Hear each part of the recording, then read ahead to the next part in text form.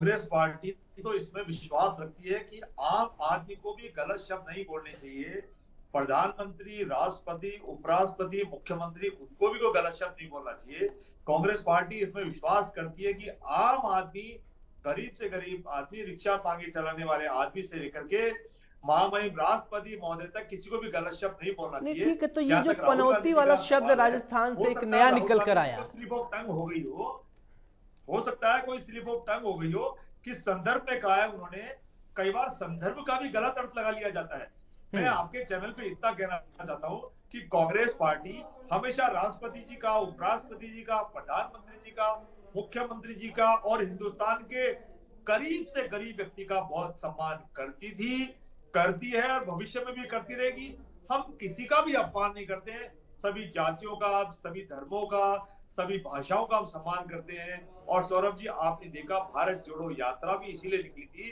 भारत जोड़ो यात्रा का मकसद भी यही था, गरीब अमीर की खाई खत्म हो, भरी जाए और नफरत के बाजार में मोहब्बत की दुकानें खोले, लोगों को रोजगार मिले। तो हम ये चाहते हैं, हम गंदी भाषा किसी को भी नहीं बोलना चाहते नहीं और नहीं, तब बोलते भी अगर नहीं आप है कह रहे किसी हैं कि को। आप गंदी भाषा किसी के लिए नहीं बोलना चाहते हैं, नहीं बोलते हैं, तो आप अपने नेता, बड़े नेता राहुल गांधी को समझाएंगे कि नहीं राहुल बाबा ऐसा नहीं बोलना चाहिए, तो क्या आप कहेंगे?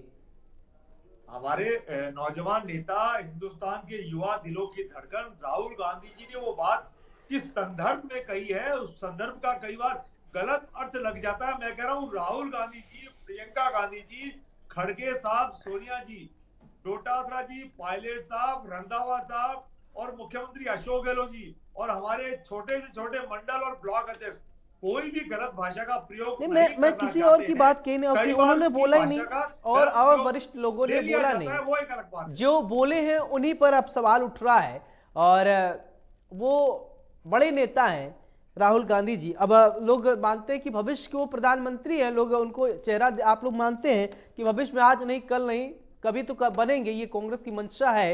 लेकिन एक ऐसा व्यक्ति जो इस तरीके के शब्द और वो वर्तमान प्रधानमंत्री को बोल दे, पनौती कह दे, तो थोड़ा खटकता है सर। सौरभ जी, कई बार स्लिप ऑफ टंग हो जाता है।